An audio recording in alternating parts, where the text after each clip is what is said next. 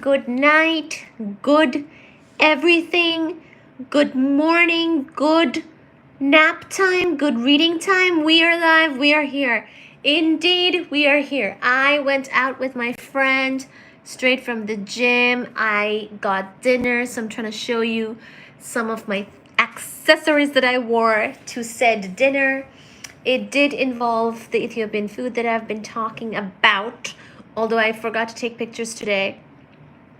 And it did involve the honey wine that I've also mentioned earlier. Nathan, hello. Hello, Nathan. How are you doing?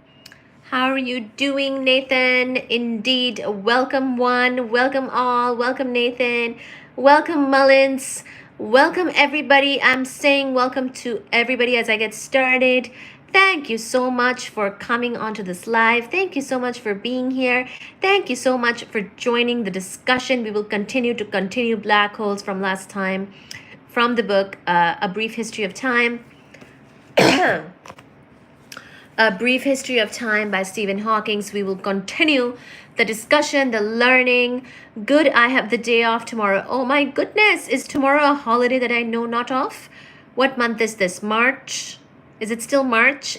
What's the holiday tomorrow? Is it your birthday? Happy birthday. Happy birthday. If it's your birthday, it's Aries season, I think. Goodness gracious. God of War. If that's your birthday, a court holiday. Oh my goodness. Are you a lawyer or a judge? I hope you'll pass judgment on this live then as being a great kitty cat and educational live as usual. Thank you so much for joining. Thank you, Nathan Mullins. Could you please like the live? Thank you so much. Can we get 20 likes as more and more people join?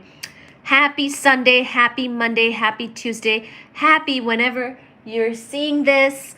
We have a Fuji Baba behind me, a Baji Baba over there, and Suji Mama is upstairs taking a little bit of a rest. So we're here. I had my food. I had my dinner. It was a lot of Ethiopian food. Hello, Landon. Oh my goodness. Hello, Coopers and Parkers Fishing Channel. Good to have you back. You might want to hold off on the curse words because those are getting censored and, all that stuff. And if I have strict mods, they might cut you off. Jaka Goat, have you ever seen a mango that looks like a pear? I don't believe I have, but thank you so much for being here. I will read all your comments, give you all shout outs, and meet everybody and greet everybody and say hello to everybody before I get started with the reading of the day, which will be on Black Holes by Stephen Hawking, which is of course also his main topic and thesis and physics contribution. So I'm excited for the topic, but I'm also excited to meet everybody and say hi to everybody. Can we get 20 likes? Please do double tap the screen and give me some likes. Thank you. Double tap to give the live a like. And also, I love to see the hearts coming off as well, coming up from the screen as well. Jaka, good morning, good evening, good afternoon. Hello. Good to have you, Coopers. Good to have you. Creed says India. Hello, Creed. Hello, Jody. Hello, Gorilla Strong. Gorilla Strong says, wow, you're gorgeous. Thank you so much, Gorilla. Stupid Stop Motion says, is this about Scientology? No, it's going to be about science, just pure science. Physics contributions of Stephen Hawking in the form of his book chapter called Black Holes in the book A Brief History of Time. L Challenge 005 says, chat needs help with likes on my recent YouTube short. Hello, L Challenge.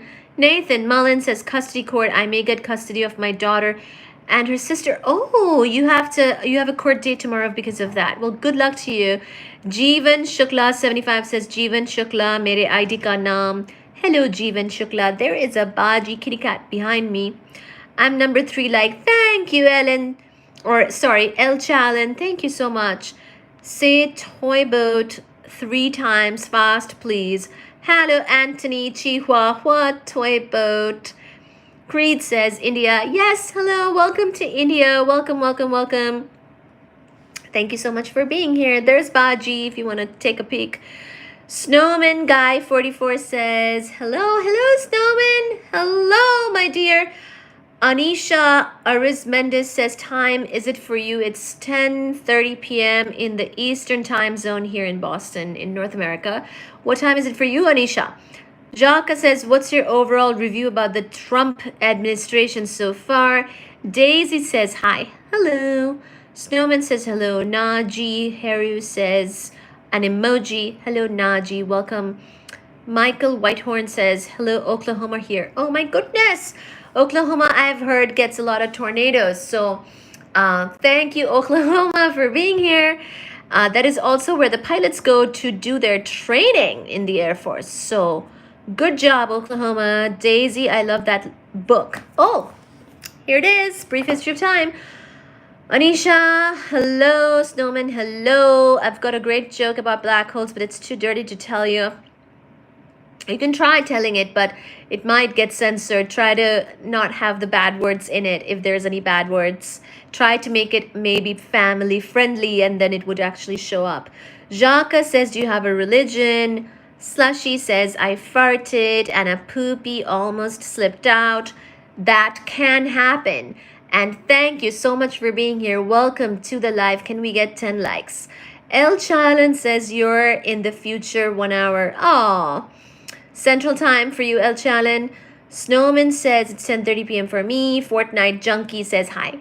Hi. I think I've got everybody. I just really wanted to say hi to everyone, read all your comments. Thank you so much for being here. Sorry for shaking the screen. Felipe Valenzuela says hello, Bella. Hello to you, Felipe. Jody Watts says, can I get a shout out? Indeed you can if you ask for it. Here, pretty much, you can definitely always get a shout out. Thank you so much. Thank you for being here. Thank you, everybody. Thank you, one. Thank you all. Welcome to the live. We're just getting started. Thank you so much. Thank you. We will get started with the reading. Let's see. There were some questions. Do you have a religion? Was born Hindu. I told you what time it is. What's your overall review about the Trump administration? I'm not a very politically inclined kind of person. I just know that stocks are very much down. That's a bummer. If you have stocks, wow, you're gorgeous. Thank you. India question mark. I am indeed originally from India, and I don't know about that mango question. I think I've got everybody.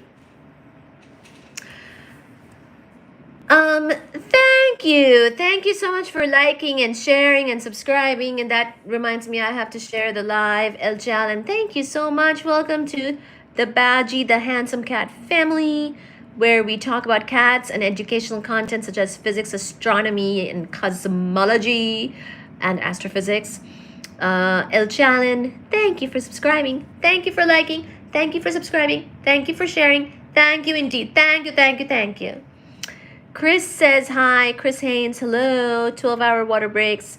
Hello, Oindri's water break. Good to have you here. Good to have you. Are you reading the book? Yes, indeed, I will be. I am reading the book. Yeah, parts of the live is going to be the reading of the book. I'm a legend. Thanos, says Jody. She loves Trump, says water break. Thomas Dolby sang a song, She Blinded Me with Science, which is for you.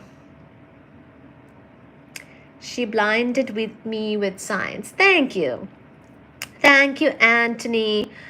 Chris Haynes says, bro, what's up? Can I say hi? Of course. Hello, Chris. How are you doing? What else is up?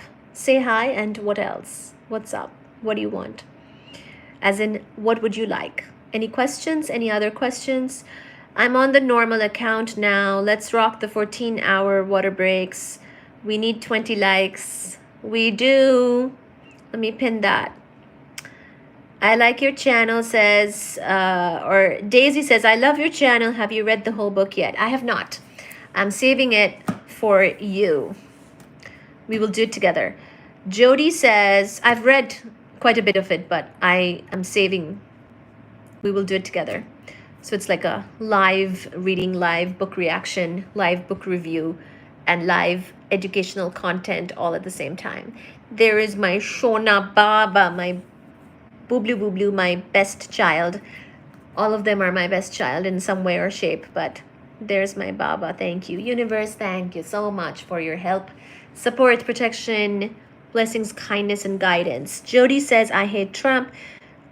Chris Haynes says, thank you for going live because I need to watch one. Oh, thank you for being here. Thank you for liking the live. Can we get 10 likes? Can we get 20 likes? Thank you so much. Felipe says, I want to give you 100 likes. Please do. Tap on the screen as much as possible and tap on the hearts. Thank you so much. Let me share the live. Hang tight. Hang on, guys. Let me share. No one cares about 10. Well, we have to get 10 before we can get 20. Thank you so much, Felipe. Thank you so much, everybody, for being here.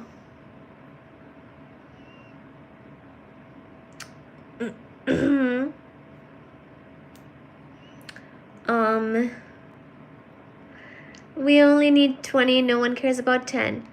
Thank you. Thank you. Thank you.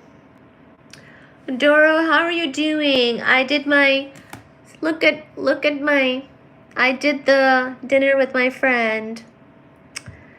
Oh, thank you. I did the dinner with my friend. It involved Ethiopian food and wine, honey wine. So I wore my whole outfit thing and now I'm going live. How is everybody else doing?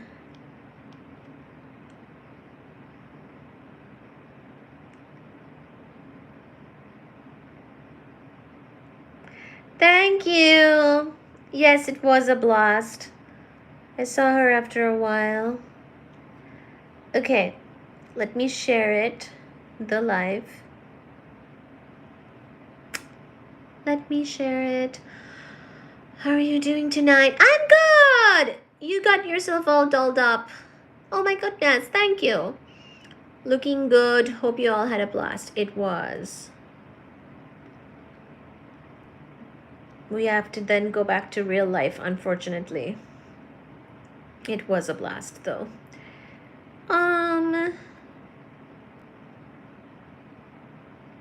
It was good.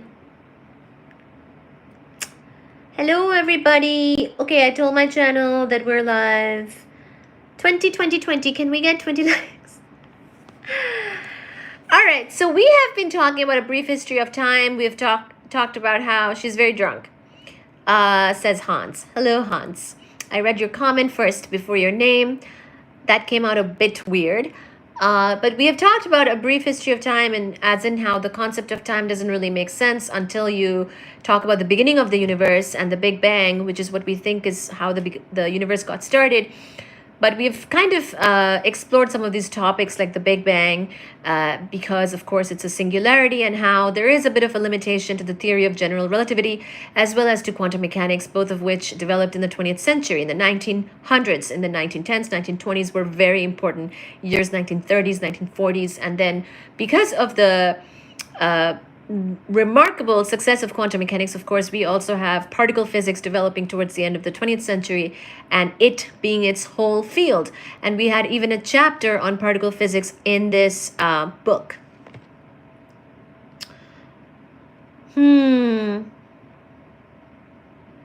I see somebody is getting into trouble here. Hans, you might want to tone it down or my mod will have to be very busy with you.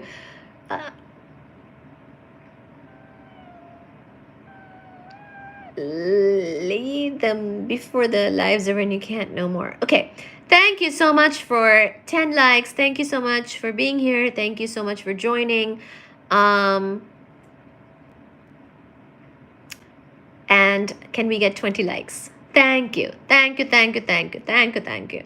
So we've been talking about these topics and we had a whole chapter on particle physics, and I wanted to mention that is because of course, the success of quantum mechanics.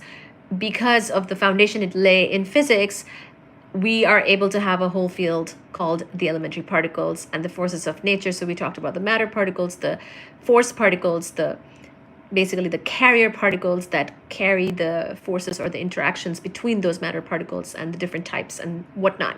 So if you missed that and you are interested in particles, then you should later on go back and check under the live tab, and there is a couple of episodes on that. Now, the other thing is that it is important both to talk about the Big Bang and black holes, especially because they're both singularities of nature. They're not that obvious. Basically, the Big Bang, whether it could have happened, whether it should have happened, these are questions that we kind of explored a little bit, actually. If you go to the, again, we covered this already. There was a chapter called Expanding Universe where we, I believe, covered this quite a bit, where he introduced sort of his perspective on this whole matter and some of the limitations, some of the gifts as well as limitations of general theory of relativity. And the fact that both these theories, quantum mechanics and general theory of relativity, they have certain parts where they don't really agree, and certain parts where they're not really totally correct. So there you have that, right? And then over the ages, basically Einstein himself had worked on trying to unify these different things in the grand unification theory that he worked on, especially when he came over to the US too. At Princeton, he was quite focused on that, while other people were focused on the war and atomic bomb and that type of research. Einstein was not really directly involved in the atomic bomb work. And so he had time and he had a lot of motivation to come up with a more grand unification theory, a more general theory that subsumes general theory of relativity, particle physics, well, quantum mechanics, later on particle physics, gravitation, electromagnetism, all of that. Something that explains all of that. But unfortunately, it would also have to explain all of the nitty-gritty details that comes out of quantum mechanics, like the different properties of particles and quantum properties like spin and charge and mass and color and everything that we kind of got a flavor of when we talked about elementary particles from the book, as well as in general when we have talked about it.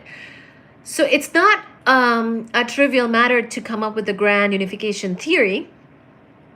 And people left, got their nonsense out, and fled, which is a shame. I love the nonsense. Well, hopefully you like physics, because that's basically what we're going to do now.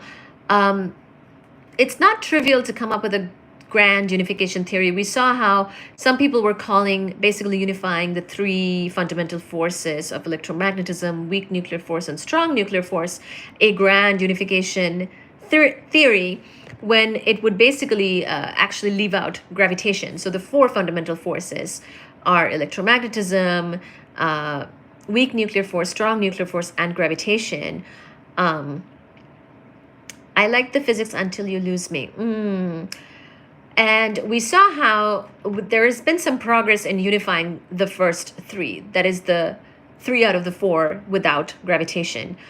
Explaining gravitation and being able to, have that be a part of your theory would be good, given that it is so universal. But we mentioned some interesting things about it. For example, that it's a long-range force. It's always attractive. It's never repulsive. Unlike electromagnetism, which can be repulsive between like charges, that is. So all those types of things kind of came up during our discussion of elementary particles, both the matter particles as well as the carrier particles, as in the forces themselves are carried with these other particles, generally the bosons, such as the photon carrying the electromagnetism force, photon also being the particle nature of light, etc. So we got into all of that. But then we also talked about we mentioned another singularity of nature, which, remember a long time ago when we talked about Einstein's cosmos, from that book, Einstein's Cosmos, mainly covering Einstein's work and sort of surrounding what was happening during his time, author being Michio Kaku. Remember how we had talked about the dark star, how basically the general theory theory of general relativity, right? General theory of relativity, whatever. Sometimes I get that mixed up. When Einstein was coming up with the general theory of relativity, those equations were not super trivial. and somebody had solved them for the black hole case, remember?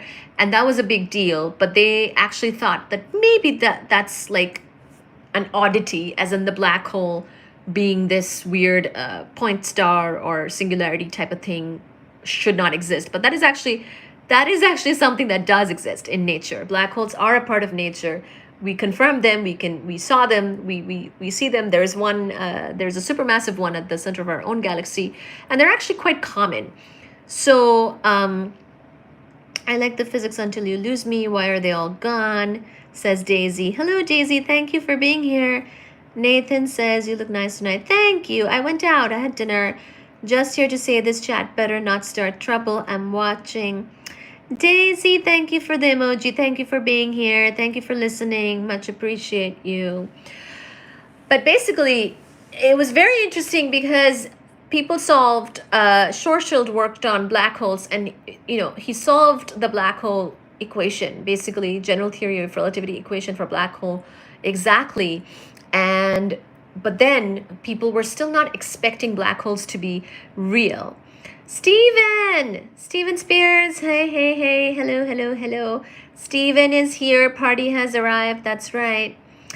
So even though it was a bizarre concept, this concept of a dark star, a singularity, etc., but actually black holes are very much a reality. And Stephen Hawking, out of some other people, have contributed to black holes, and we will learn what he has to say here. But those two things I want you to keep in mind as we keep going forward.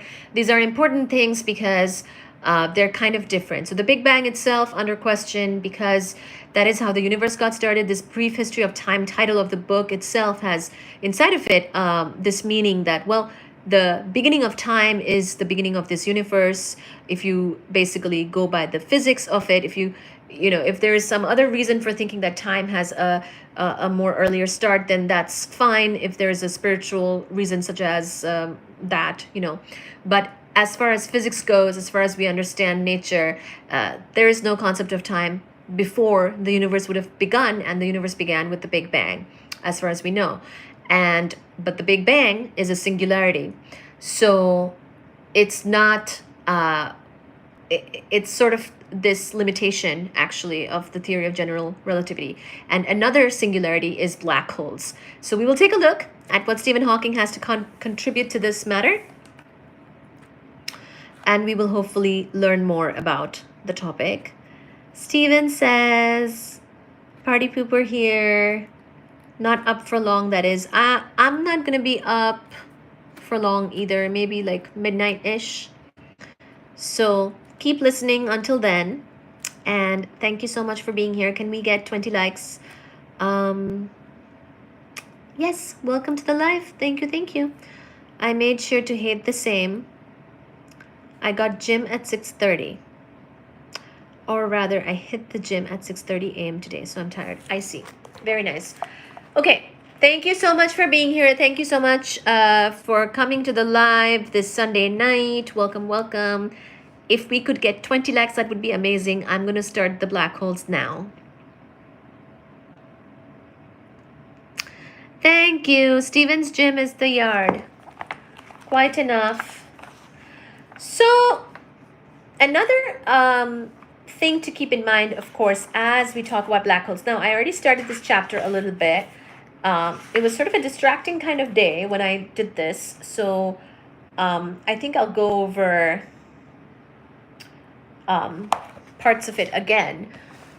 But remember that the astronomy or astrophysics approach to black holes, there's a big significance to black holes because it is a type of stellar remnant.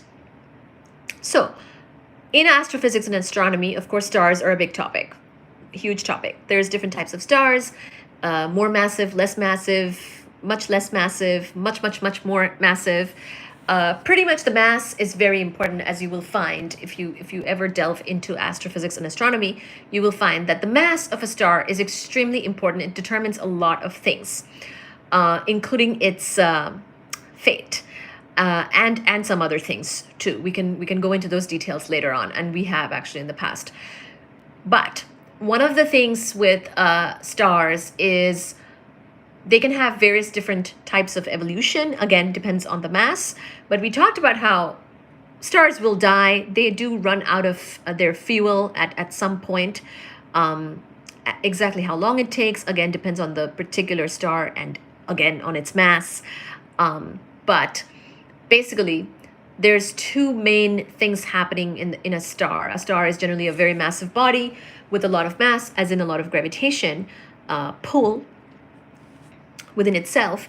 And it's the big definition of a star is that it generally needs to have a nuclear reactor at its core. So it is powered by the nuclear reactions that's happening in the star, and that is its fuel. The nuclear reactions, of course, producing energy, heat, all of that is kind of keeping the star going. It makes our sun burn, quite literally, and give us light, heat, energy, all of this. That's how we're alive, blah, blah, blah. So that's basically the function, that's basically the definition of a star. It needs to have that nuclear reactor burning inside of it. And so if it runs out of that nuclear power for whatever reason, like say it's achieved sort of a stable state, it doesn't quite have enough burning, then there is basically it's going to collapse under its gravitation, because all of that nuclear power is acting as a way to counter gravitation. So it will collapse and it will die. And there's lots of things happening then. Sometimes this process for the death of a star is called a supernova. And again, depending on the beginning mass of the star, you're going to get either a white dwarf or a neutron star or a black hole. So the point of this conversation is that black holes are basically a way for very, very massive stars to die. So they're quite common. Now, not every, for example, the supermassive black hole that's at our galactic center didn't just happen because of a star's death. It may have started that way, but it's been eating a lot of material. That's how it has continued to grow. So I just wanted to give you that caveat, where it's not that the supermassive black hole too is just from the death of a star, but in general, we get black holes from the death of very, very massive stars. The most massive stars, when they die, would become black holes. But keep in mind that the supermassive black hole at the center of our galaxy and other galaxies as well, when they achieve quite that much more mass, that is typically because they have eaten more things. Okay?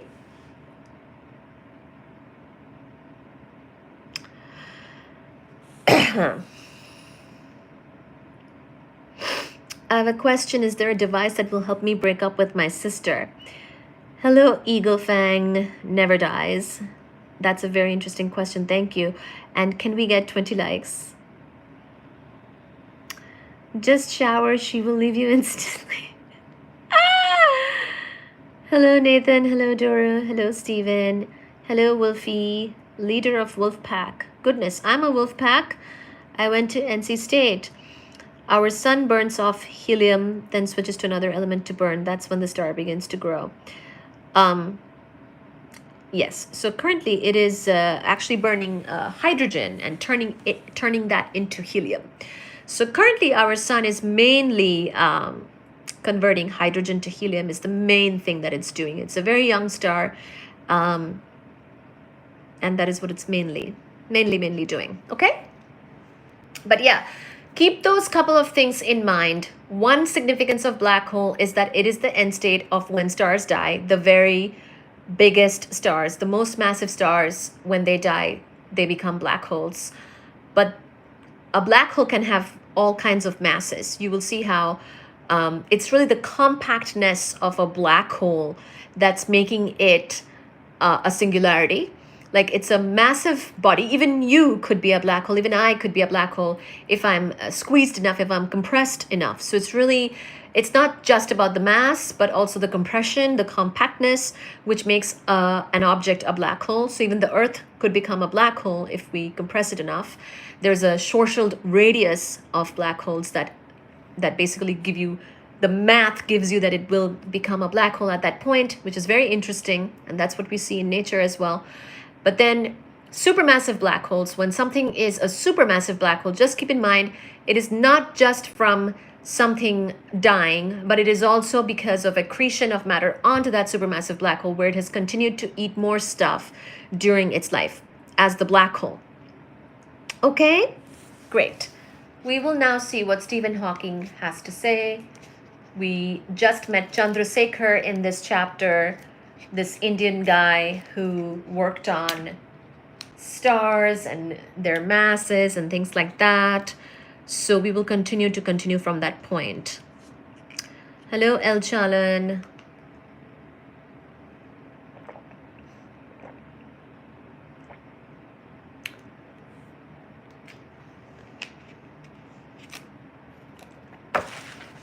Remnants of a lipstick on, but it's mostly gone. Chandrasekhar realized, however, that there is a limit to the repulsion that the exclusion principle can provide. So we're kind of jumping in where we left off. We had talked about, actually, let me start here, then it won't be so sudden. In 1928, so we're back to the year 1928. It's a very important time in physics. As you know, we're doing relativity, we're doing quantum mechanics, and also we are doing this type of thing, which is astrophysics.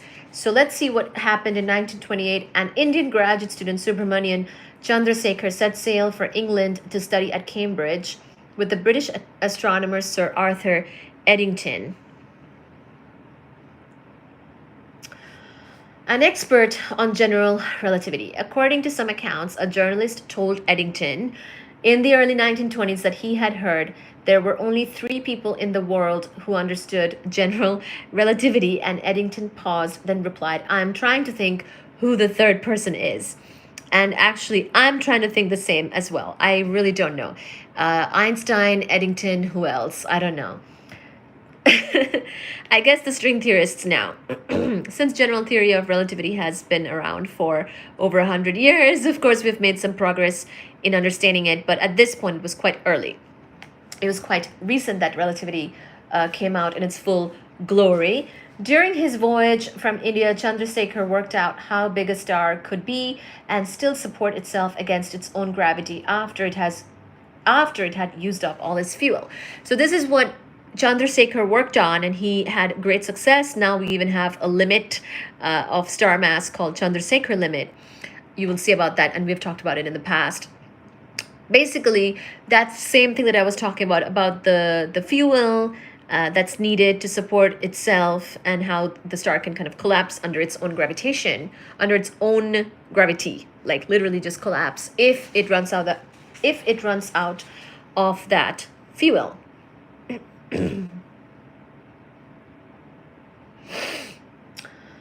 The idea was this: when the star becomes small, the matter particles get very near each other. And so, according to the Pauli exclusion principle, they must have very different velocities. This makes them move away from each other, and so tends to make the star expand. A star can therefore maintain itself at a constant radius by a balance between the attraction of gravity and the repulsion that arises from the exclusion principle, just as earlier in its life gravity was balanced by the heat. So as the star is sort of collapsing, you still have to consider the exclusion principle, because as we know, Pauli exclusion principle gave us that things can't get too close either. So there is still a bit of a balance between the gravity force being attractive, and the exclusion principle. Chandrasekhar realized, however, that there is a limit to the repulsion that the exclusion principle can provide. The theory of relativity limits the maximum difference in the velocities of the matter particles in the star to the speed of light. This means that when the star got sufficiently dense, the repulsion caused by the exclusion principle would be less than the attraction of gravity. Chandrasekhar calculated that a cold star, cold as in it's run out of nuclear power, it's not doing that anymore, and it's basically dying. A cold star, dead star, sort of same thing. Chandrasekhar calculated that a cold star of more than about 1.5 times the mass of the sun would not be able to support itself against its own gravity. This mass is now known as the Chandrasekhar limit. A similar discovery was made about the same time by the Russian scientist Lev Davidovich Landau.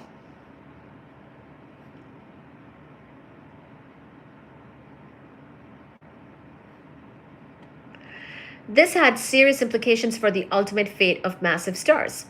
If a star's mass is less than the Chandrasekhar limit, it can eventually stop contracting and settle down to a possible final state as a white dwarf. So we know how less massive stars, when they die, they become a white dwarf. A bit more massive, well, the next level of more massive stars become neutron stars when they die, as in the end state is neutron stars. So white dwarf end state for the lowest mass stars.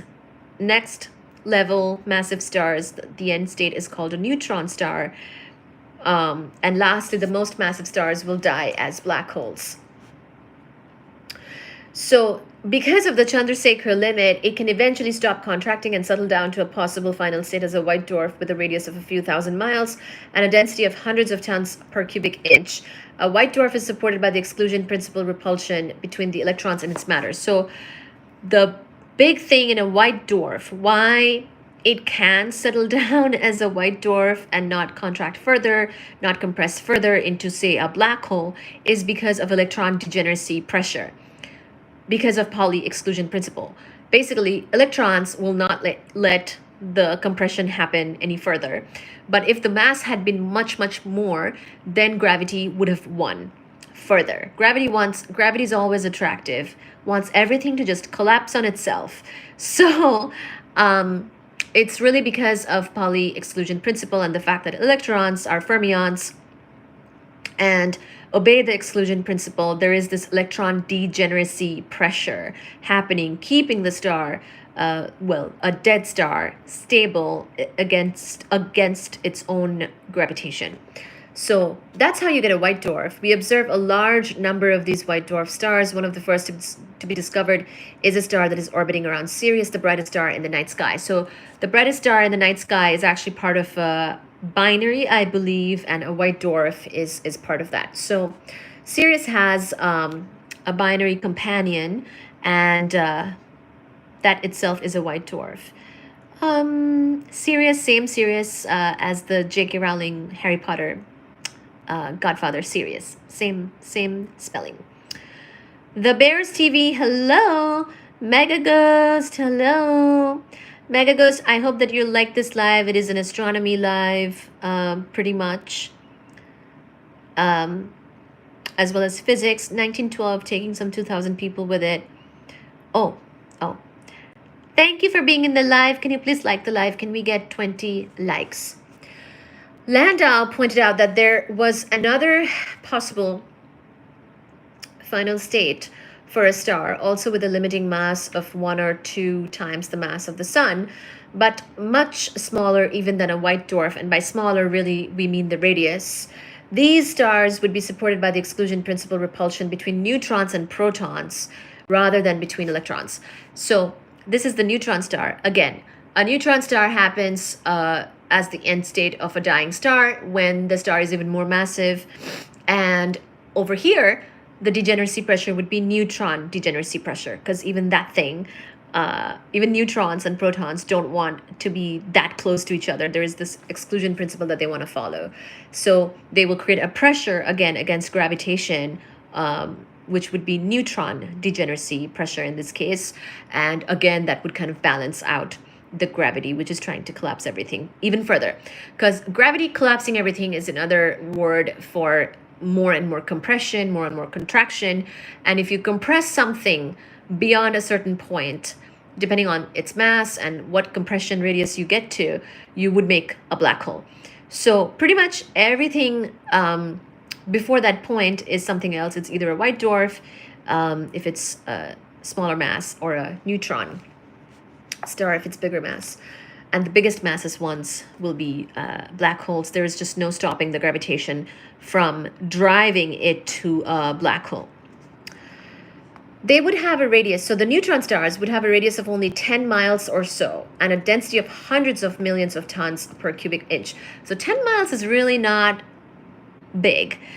when you have that much mass within a 10-mile radius, that's quite remarkable, very, very, something to really think about. And that happens in the case of neutron stars. And neutron stars, remember, come from the more massive stars than the ones that make white dwarfs. So, and we can look at the mass ranges as well at some point. We kind of covered that in a live in the past. At the time they were first predicted, that is the neutron stars,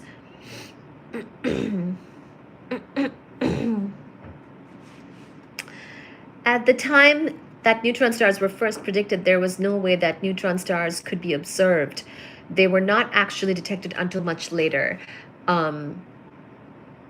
Yeah, actually, we kind of talked about how we basically detected pulsars because of their unique property, and that was how I believe that was how we got how we discovered neutron stars. Can we get 20 likes? Thank you. Stars with masses above the Chandrasekhar limit. Thank you, Stephen. Thank you, Doro. Thank you, Mega Ghost. Thank you, everybody. Stars with masses above the Chandrasekhar limit. So Chandrasekhar limit is about 1.4 solar mass. On the other hand, if you have stars with masses above this Chandrasekhar limit, have a big problem when they come to the end of their fuel. In some cases, they may explode or manage to throw off enough matter to reduce their mass below the limit and so avoid catastrophic gravitational collapse. But it was difficult to believe that this always happened, no matter how big the star. So sometimes it is true that during the explosive death of the star, it may just blow off enough of its mass into the interstellar medium, into the space around it, to lose enough of its mass to where it's kind of thinned down, and its gravitation is now less, so it may not end up collapsing down to a black hole. But there are so many massive star, more massive than the Chandrasekhar limit mass examples, that it's kind of hard to believe that every time you would get that, right? It kind of depends on the case. So how would it know that it had to lose weight? So basically, if the star knew to lose weight, then it would kind of avoid, maybe avoid becoming a black hole. But that's what Stephen Hawking is asking. How would it know to lose that weight? And even if every star managed to lose enough mass to avoid collapse, what would happen if you added more mass to a white dwarf or neutron star to take it over the limit?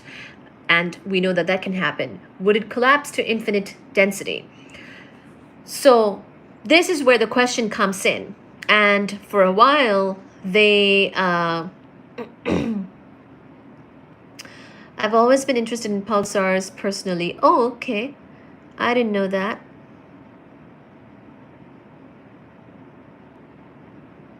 Why are you deleting those messages?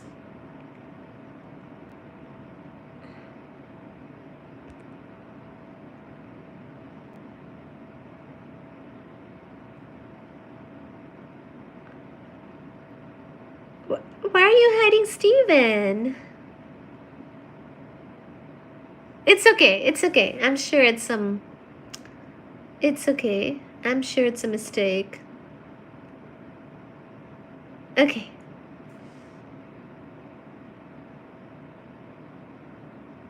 Oh, there we go. I unhid him, I think. I always make an effort to look for her stream at night. Thank you, Steven. I've always been interested in pulsars personally. Thank you. So if you're interested in pulsars, then the neutron stars will be interesting to you. That's basically what makes pulsars. But good to know. I can go over and talk about pulsars more specifically at some point. Same, I usually fall asleep to her reading. Aww. Thank you. My phone took a dive. Yeah. Phone had a mind of its own. Smart phone. Oh, down the stairs. Oh my gosh. And hid Steven. Yeah. I figured you would not hide Steven. Um, so I almost thought that maybe you got kidnapped. Somebody took your phone and they hid Steven. And I'm over here reading and unhiding him. Oh. Oh gosh. Well, sometimes we have much bigger drama than that. So this is nothing.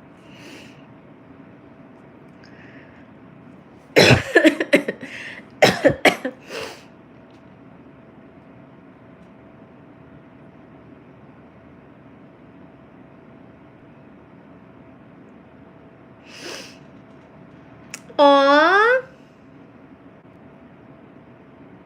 No worries, Doro. You're doing a great job. Okay. So, how would the star know to lose weight is what Stephen Hawking is asking. And even if every star managed to lose enough mass to avoid collapse, what would happen if you added more mass to a white dwarf or neutron star to take it over the limit? Because you can always add, we saw how sometimes you can actually add mass to like a white dwarf and take things over the limit. Like even if it lost mass, you still, you add some and, take it over the limit. And if that happens, would it collapse to an infinite density, to a singularity, in other words, which is what a black hole is? So they looked at the math for this like 100 years ago. But I think people were still skeptical whether this was real or not. You know how dark energy, dark matter, those are research topics. We're still kind of trying to figure out what these things are. We don't know exactly what dark energy is. We don't know exactly what dark matter is. It's a research topic. Dark stars were similarly sort of just a thought, just an idea coming from something like this, like, oh, things collapsing to an infinite density. But they didn't think it would be real. But actually, funnily enough, this is very real. Black holes, dark stars are very real. They're absolutely, definitely a part of nature. So, so Eddington, when Eddington considered this possibility that certain stars, depending on their mass, could maybe collapse to an infinite density, he was very shocked. People were shocked by this type of suggestion, even though the math kind of gives you that, but they were shocked. And he refused to believe Chandrasekhar's result. And, Chandrasekhar was just a grad student at that time. Eddington thought it was simply not possible that a star could collapse to a point. So this point star, dark star, black hole, same thing, okay? This was the view of most scientists. Einstein himself wrote a paper in which he claimed that stars would not shrink to zero size.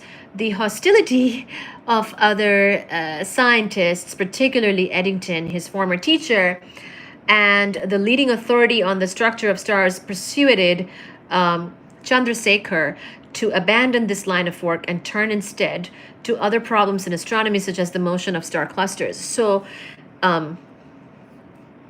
this type of hostile environment, like imagine yourself being the grad student who's working on all of this, and there's people like advisors or not, it doesn't even have to be an advisor. They could be part of your committee or somebody important, somebody in a mentor role. If they don't like what you're doing, if they are hostile towards your work, then that can actually really affect you and affect things on the day to day. And it can feel very daunting to keep pursuing that same line of work. In fact, I mean, to some extent, being stomped on in academia is very common. It happens to all of us. Bribe them with honey wine. Hello, John Foster. We're only hostile with Rose. You guys are nice, but academia is not. Dealing with some level of honey wine. Hostility. I was going to say honey wine, but then, or hostility, but then I read honey wine. Dealing with some level of hostility, not honey wine. Honey wine is banned in academia, is very common. Like I used to give talks, a few talks per week as a grad student, trying to give an update on my work to senior people, and those talks, I mean, getting stomped on, kind of getting beat up is very, very common. So if you have you have to have a lot of faith in your work, and some nerves really to kind of keep going. And it's very, I'm not surprised that Chandrasekhar had to kind of abandon this line of work with the black hole stuff. I had some honey wine earlier. I was at that same Ethiopian restaurant again with my friend. I always blame management for everything that goes wrong, no matter if it's my fault. Aw.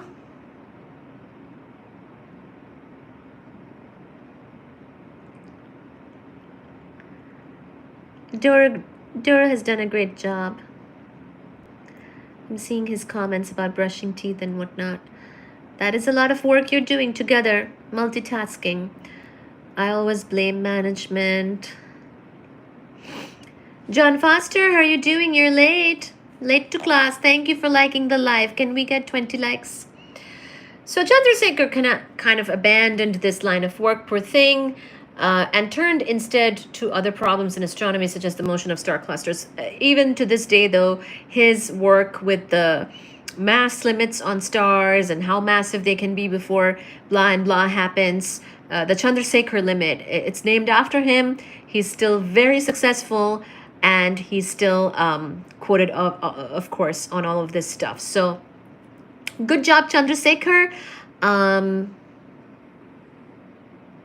Good job, Chandrasekhar. And so sorry that the environment was hostile. Not surprised at all, though. However, when he was awarded the Nobel Prize in 1983, it was at least in part for his early work on the limiting mass of cold stars. So, Chandrasekhar had shown that the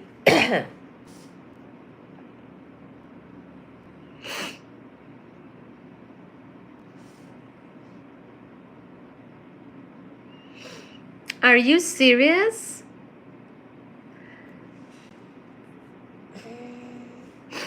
Wait, do I have a booger coming out of my nose? I hope not.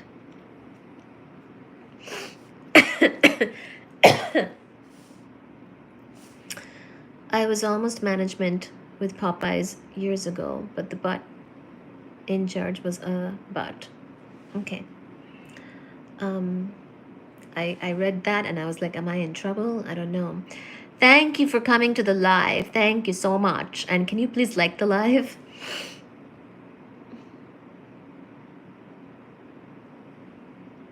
How did you know that that was Reese? Wonder Boy?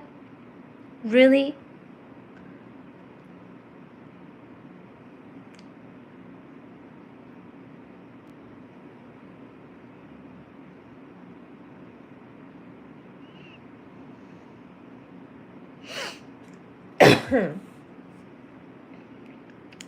It's clearly me.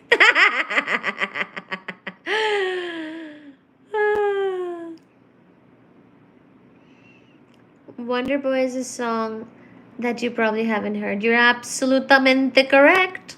Indeed, I have not heard of Wonder Boy.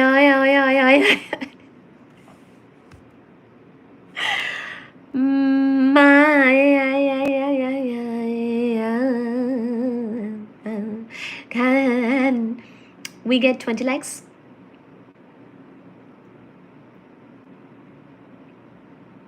Okay, Chandrasekhar had shown that the exclusion principle could not halt the collapse of a star more massive than the Chandrasekhar limit.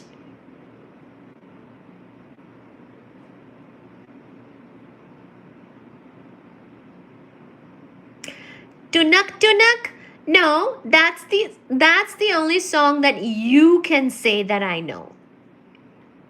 Because you clearly do not know enough Bollywood songs other than the one movie Devdas and this Tunak Tunak. I agree. Oh, Doro, you just don't know enough Bollywood. That's the only thing you can think of. Are ya serious? You're no better than Reese. Reese hasn't even had Chinese food.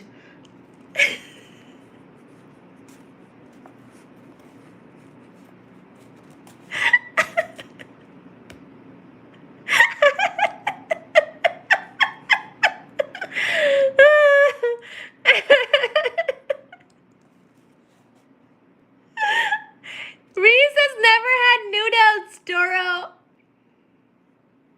Reese Reese has never had noodles.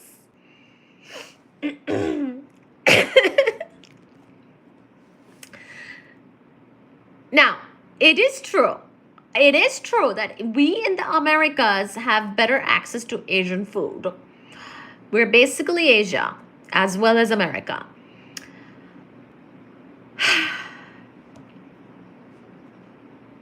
But to never have had noodles.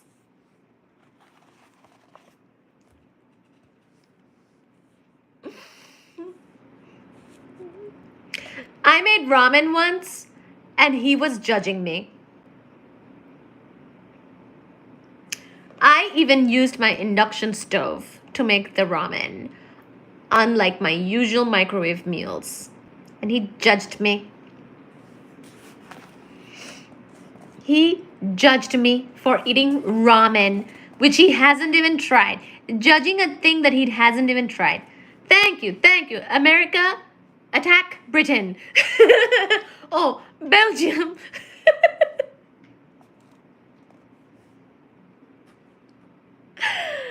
Oh. Chandrasekhar had shown that the exclusion principle could not halt the collapse of a star more massive than the Chandrasekhar limit. But the problem of understanding what would happen to such a star, according to general relativity, was first solved by a young American, Robert Oppenheimer, in 1939. What time is it? 11:22. 11:11. Goodness gracious. Exactly. We need an American Revolution teaching certain people what noodles are.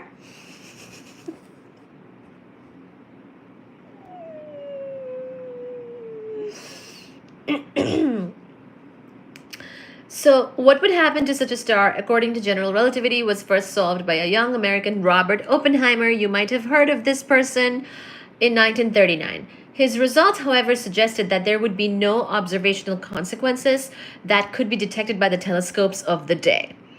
Then World War II intervened, and Oppenheimer himself became closely involved in the atom bomb project. This happened to a lot of people. A lot of scientists during that era was basically sucked into the atomic bomb research work, and they were helping out with the war. So they had less bandwidth to work on pure sciences, and this is what happened to Oppenheimer. You might have seen the movie. I haven't yet. If you have, let me know what it was like, etc. So World War II happened. Two black holes. So black holes could have seen the light of day, pun intended. Not really.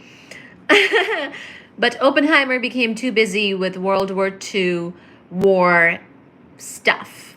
I need to see the movie. I do. Indeed.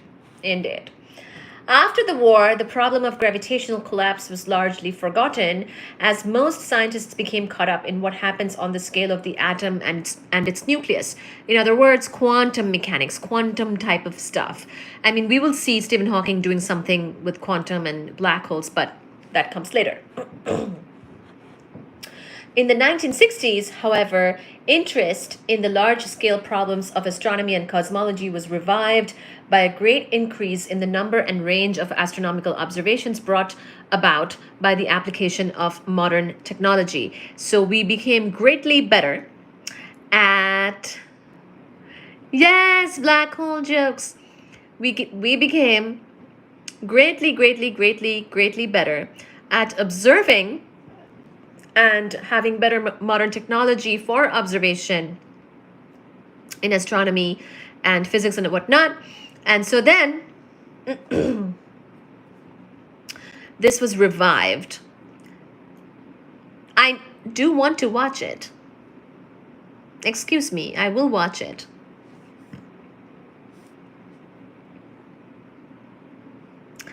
Black holes and honey wine.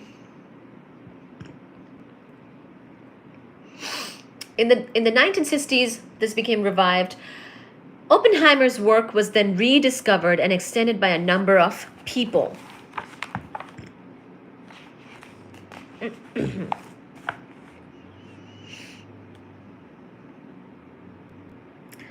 have a black honey in my basement. A black honey wine black hole.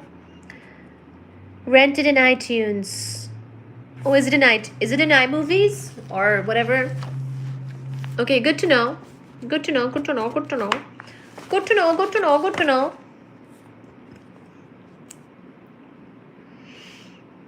That's good to know.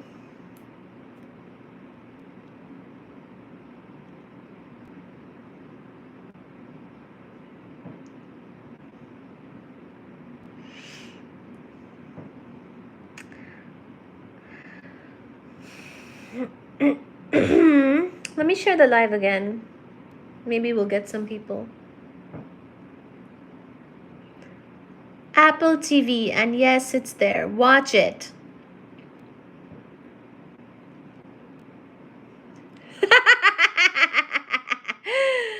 As cheap as so for forever water break yet. Clearly, I'm still here, Wonder Woman.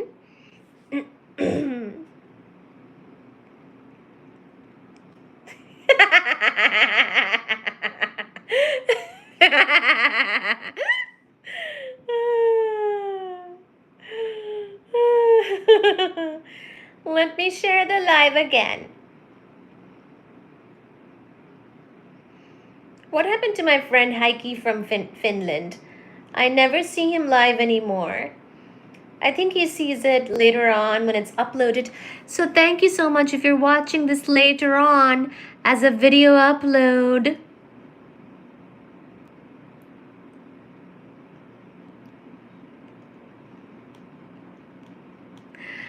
Thank you for watching later on as a video upload. Look at Turner getting very conservative with the jokes. What conservative? What did I just say? I was just saying that Wonder goes with Wonder Woman.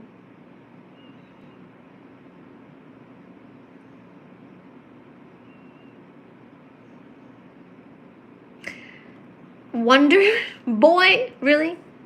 Oh, you said that's a song. Got it.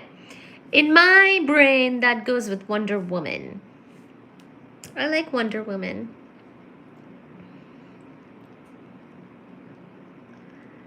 Is truly barely a liberal. How dare you question me?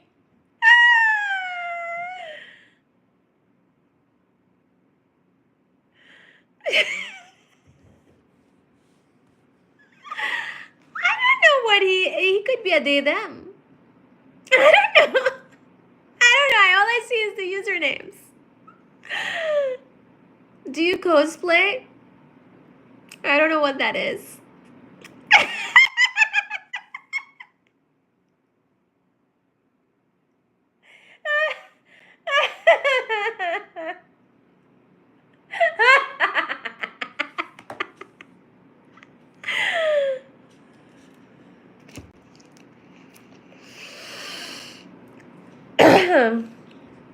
See, Steven gets me. He's like, you know what? Linda Carter, the original Wonder Woman, lives in Potomac, Maryland. What's your name? Who, mine? What do you think, man? Hello, L Challenge 005. Baji the handsome cat's biological, direct, pure mother. No, no, no, no, no, no, no, no, no, no, no, no, no, no, no, no, no, no.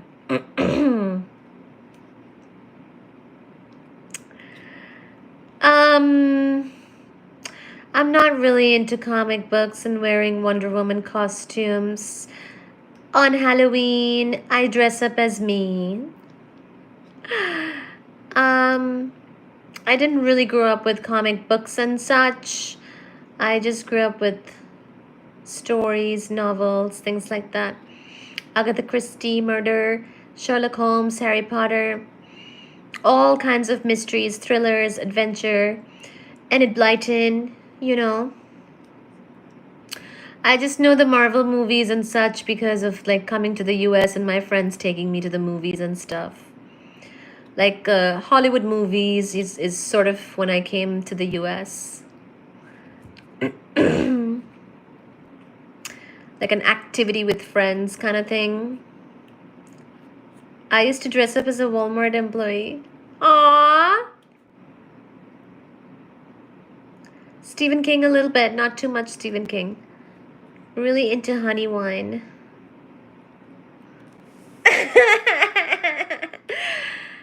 Yeah, I'm not into Halloween very much. Are you from England? No. Secret window. No, not yet.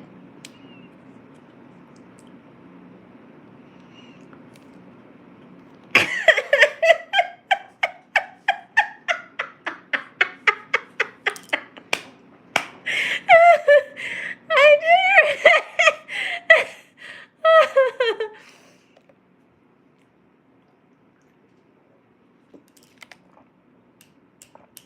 Makes me laugh.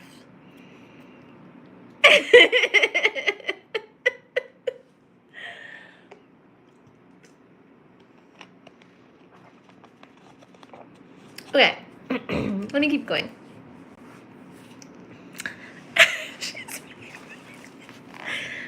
London is my favorite city.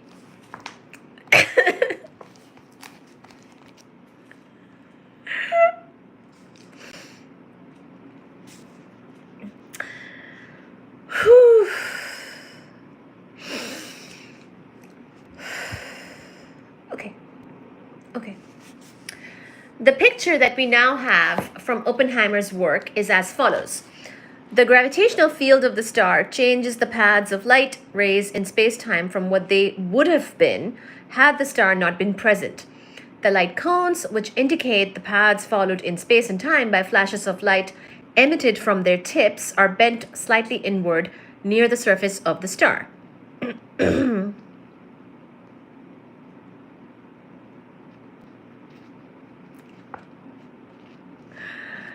This can be seen in the bending of light from distant stars observed during an eclipse of the sun. As the star contracts, the gravitational field at its surface gets stronger and the light cones get bent inward more.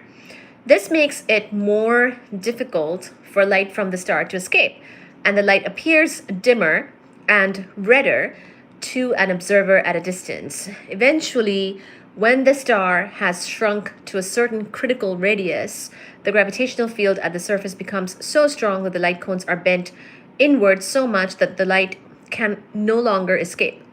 We will look at this picture. According to the theory of relativity, nothing can travel faster than light. Thus, if light cannot escape, neither can anything else. Everything is dragged back by the gravitational field, so one has a set of events, a region of space-time from which it is not possible to escape to reach a distant observer.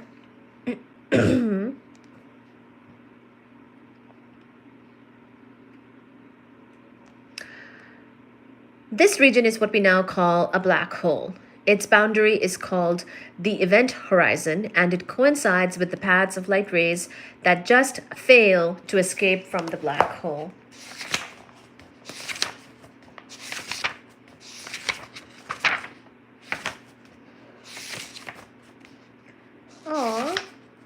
This is cool. This chapter is going to be fun.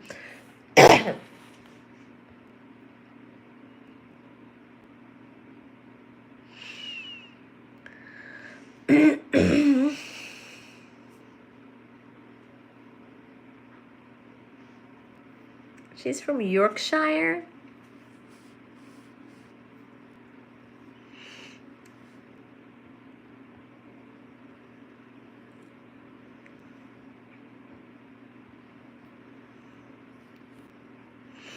At my old job, it was illegal to get high, but I'm high from just going to the gym. I don't need to be more high. I see an eclipse last year in Ohio. Aww.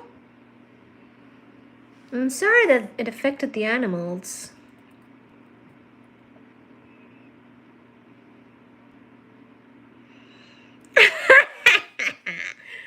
Oh, Steven.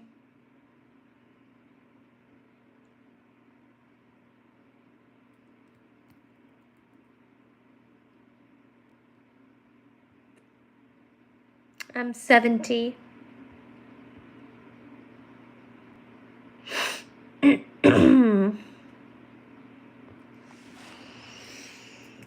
Oh, God.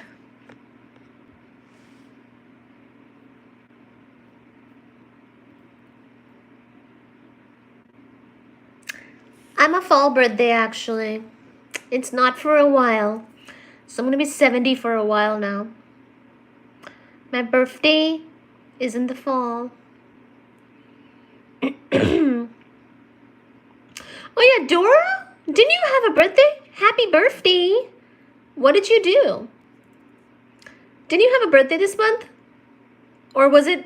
Who was a Leo? Is that you or somebody else? She's seriously 70. She has an age... Age of Adeline. I have seen that movie. That's true.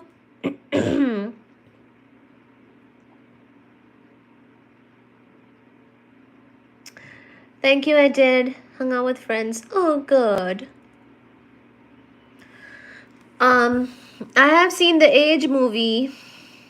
The Age of Adeline thing. I've seen it. Here's my saw a movie announcement. I've seen that movie.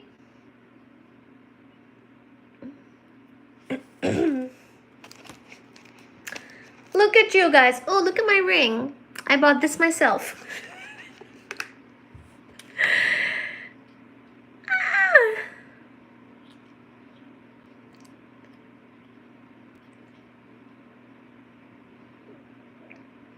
Any hobbies I should do? Hello, El Challen. Who are you? How are you? And how old are you? Maybe give us more information about you before we can answer that. Thank you for coming to the live. Thank you for liking the live. This is just a dress. It's not that flashy, but yeah. Oh yeah, I've got some jewelry on. Just normal stuff. Thank you for attending the live. Can you please like the live? Can we get 20 likes? Can we get 20 likes? Are you going to the club? Outfit looks flashy. She's all blinged up. 97 this July 4th. El Challen, are you 7 or are you 9? You know what? Don't tell us. You're right. I'm sure it's not a good idea to tell strangers what your age and other details are. So indeed, El Challen, good job, honey. Don't talk to strangers too much. I think your parents would not like that.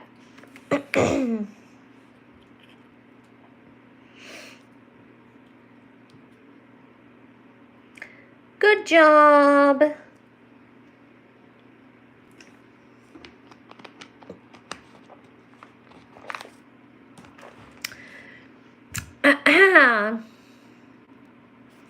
I'll keep going for a little bit longer, but I I'm in the mood to chat. I'm in the mood to chat. Do you guys have any other questions? Any other fun topics that you want to cover with me? Because I'm in the mood to chat. But I'll keep reading until I see your questions. In order to understand what you would see if you were watching a star collapse.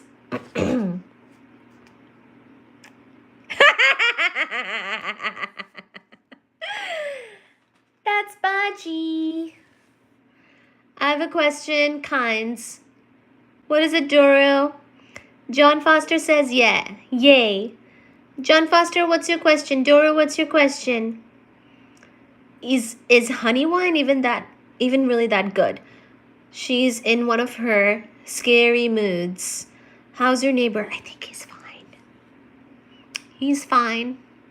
He's deaf and insane.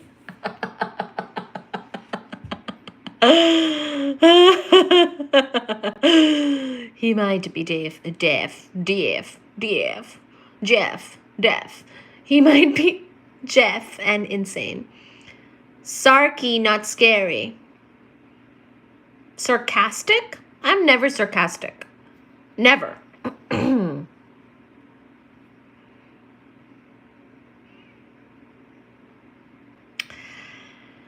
El Challen has an important and interesting question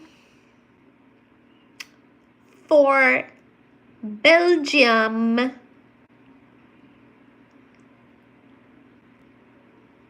Stephen, go ahead. Go ahead, Stephen. Go ahead. Also, when are you guys going to bring your wives to the lives? I need to see 10 there, not 5. You guys are not bringing enough wives to my lives. And I'm seeing only a few. And I need to see 20 likes and 10 people.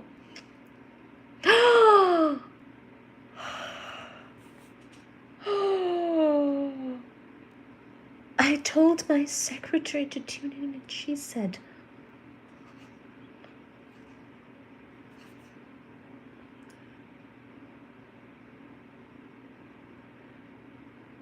She said no. Oh my goodness. Oh my gosh, oh gosh. So she doesn't believe in being a gal's gal, huh? You know, if your secretary started a YouTube channel, I would come to hers. Tell her that she could try to be a gal's gal. It wouldn't kill her. It wouldn't. I'm not married, but I do not have many friends. Steven, make some friends and bring those friends. Do you have a neighbor? Could they come? Could your mom come, Steven? A fire, she killed off the Empire of Dirt song. I'll fire her, Andrew, no worries. Bring your mother, bring your sister, bring your neighbor. And secretaries. Try to be a lady's lady. Try.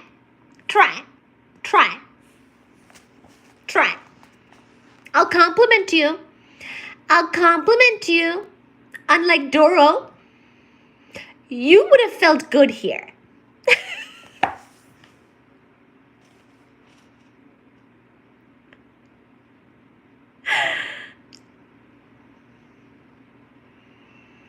You can find some simps.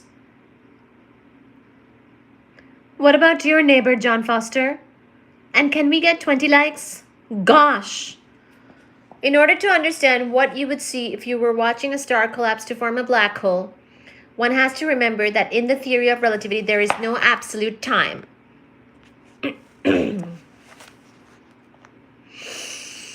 Each observer has his own measure of time. The time for someone on a star will be different from that for someone at a distance because of the gravitational field of the star.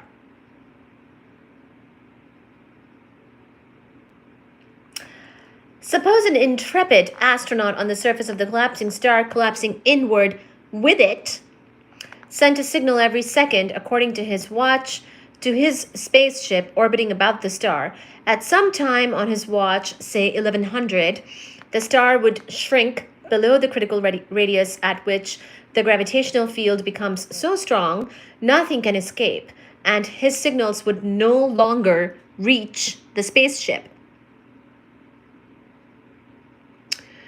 As 1100 approached, his companions watching from the spaceship would find the time intervals between successive signals from the astronaut getting longer and longer, but this effect would be very small before 10:59:59.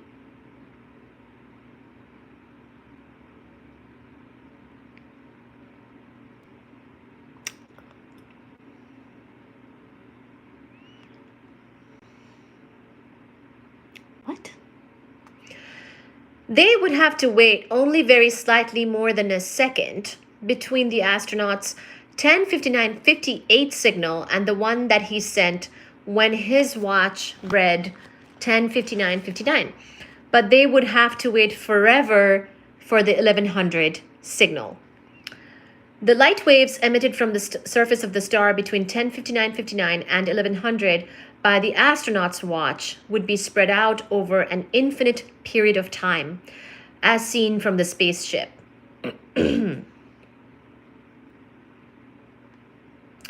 The time interval between the arrival of successive waves at the spaceship would get longer and longer, so the light from the star would appear redder and redder and fainter. Eventually, the star would be so dim that it could no longer be seen from the spaceship. All that would be left would be a black hole in space.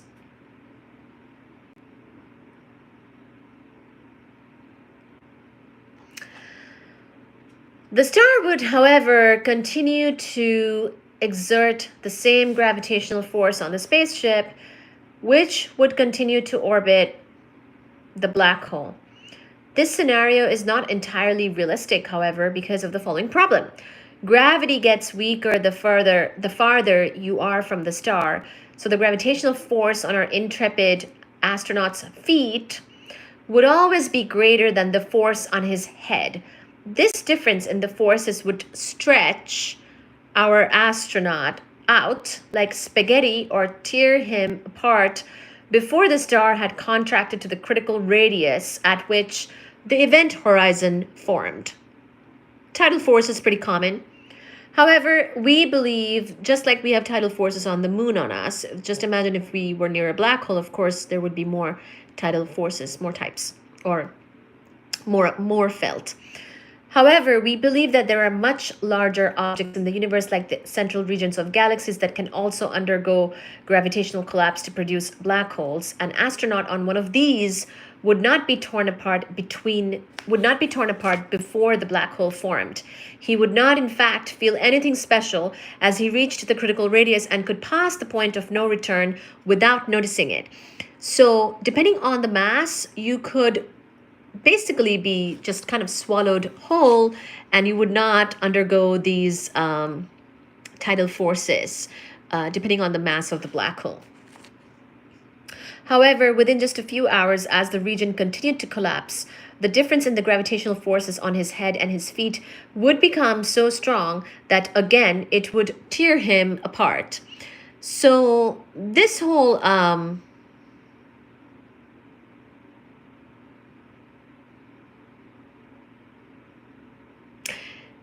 being torn apart would be quite painful. So during one of our live streams, we actually discussed that you might want to choose a more massive black hole if you would like to see the inside of a black hole and sort of be alive at that point.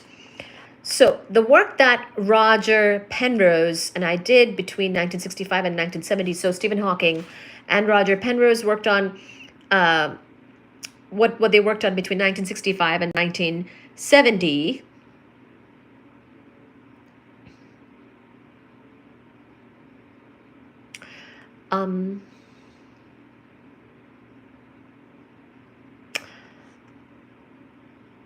According to general relativity, there must be a singularity of infinite density. There we go. There is that singularity. A black hole is a singularity. Another example of a singularity, just like the Big Bang is as well. I mean, not just like the Big Bang, but it is an example of a singularity. So there must be a singularity of infinite density and space-time curvature within a black hole. This is rather like the Big Bang at the beginning of time, just like what I was saying, only it would be an end of time for the collapsing body and the astronaut. So kind of like the beginning of time, the beginning of the universe, like the Big Bang, but not really, as in it's kind of like the end of time for that collapsing body, in this case, that star, which collapses to form a black hole in this case. Thank you. Can we get 20 likes?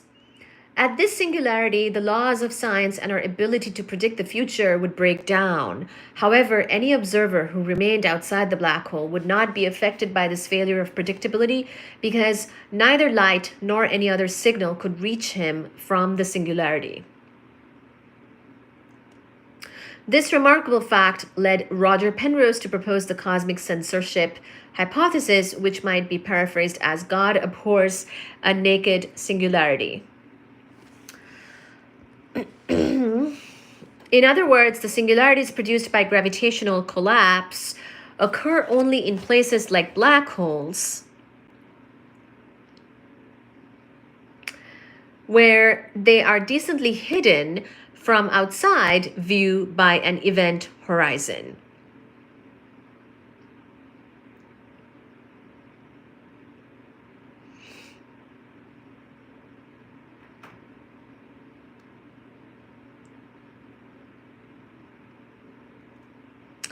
Good night, Doro. Strictly, this is what is known as the weak cosmic censorship hypothesis. It protects observers who remain outside the black hole from the consequences of the breakdown of predictability that occurs at the singularity. So there are consequences of the breakdown of predictability at the singularity, but it does nothing at all for the poor, unfortunate astronaut who falls into the black hole. So if you fall into the black hole, there you have it. Your time kind of ends along with the time on that star. But if you're outside of the black hole, then you still have a pretty normal life, and you can have time, and you can have normalcy, and you can have predictability to a large extent. There are some solutions of the equations of general relativity in which it is possible for an astronaut to see a naked singularity. He may be able to avoid hitting the singularity and instead fall through a wormhole and come out in another region of the universe. So now, of course,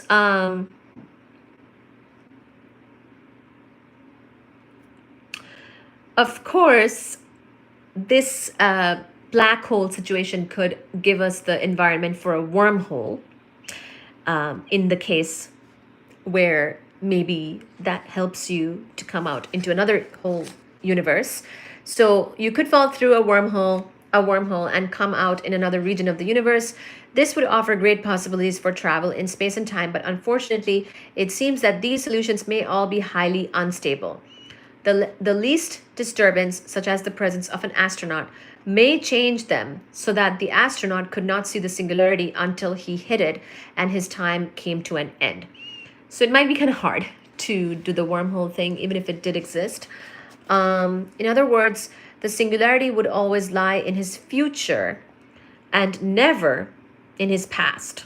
So there you go, bit more on the perception of time here, where the singularity is always in your future, it's never in your past.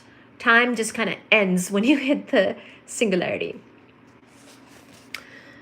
The strong version of the cosmic censorship hypothesis states that in a realistic solution, the singularities would always lie either entirely in the future, like the singularities of gravitational collapse, or entirely in the past, like the Big Bang. So the Big Bang is in the past, this type of thing in the future. I strongly believe in cosmic censorship, so I bet Kip Thorne and John Preskill of Caltech that it would always hold. I lost the bet on a technicality because examples were produced of solutions with the singularity that was visible from a long way away. So I had to pay up, which according to the terms of the bet, I meant I had to clothe their nakedness. But I can claim a moral victory.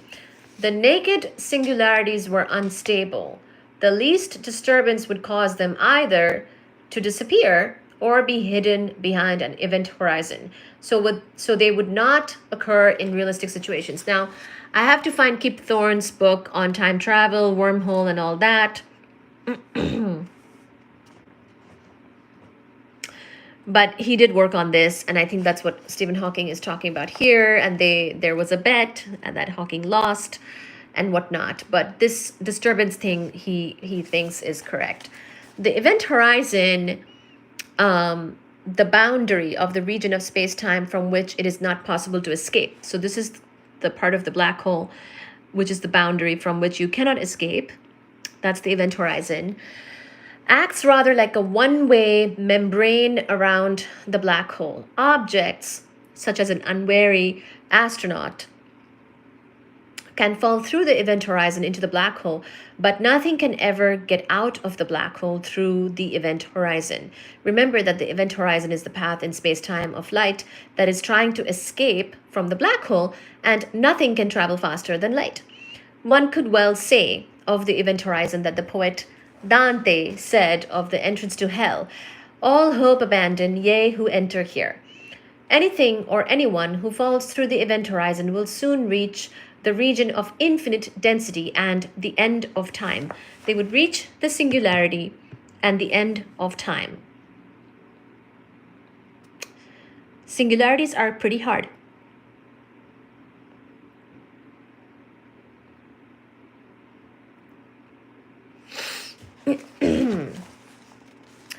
General relativity predicts that heavy objects that are moving will cause the emission of gravitational waves, ripples in the curvature of space that travel at the speed of light. These are similar to light waves, which are ripples of the electromagnetic field, but they're much harder to detect. They can be observed by the very slight change in separation they produce between neighboring freely moving objects. A number of detectors are being built in the United States, Europe, and Japan that will measure displacements of 1 part in 1,000 million, one with 21 zeros after it, or less than the nucleus of an atom over a distance of 10 miles.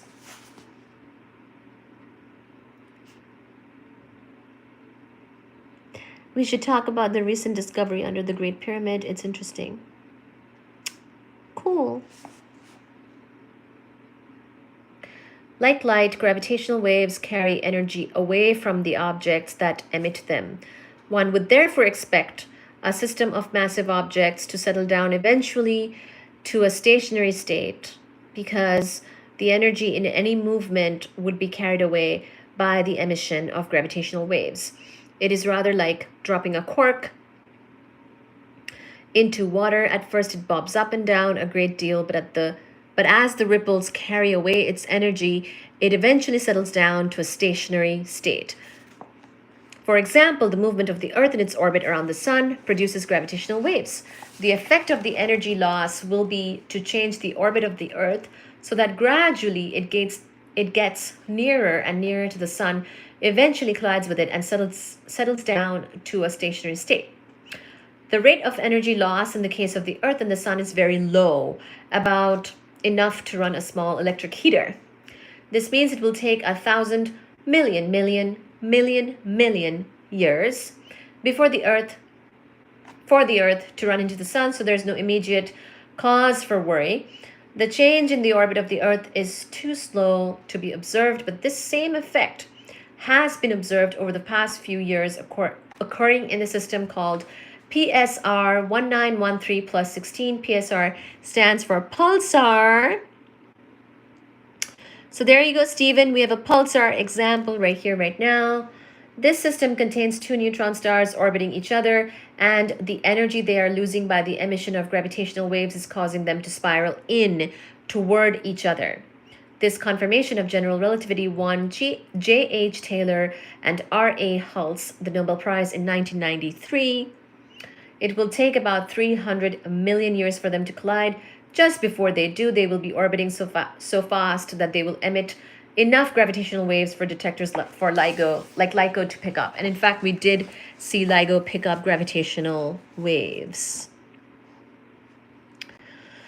The lighthouse of the universe, that's what they're used to call. That's what they're called. Yes, pulsars. Yes. So we will continue from this pulsar example and the gravitational waves type of stuff next time. This chapter is a little bit longer. It's his main work after all, so we will continue on black holes and the pulsar business and more about gravitational waves next time. This is Stephen Hawking's Brief History of Time.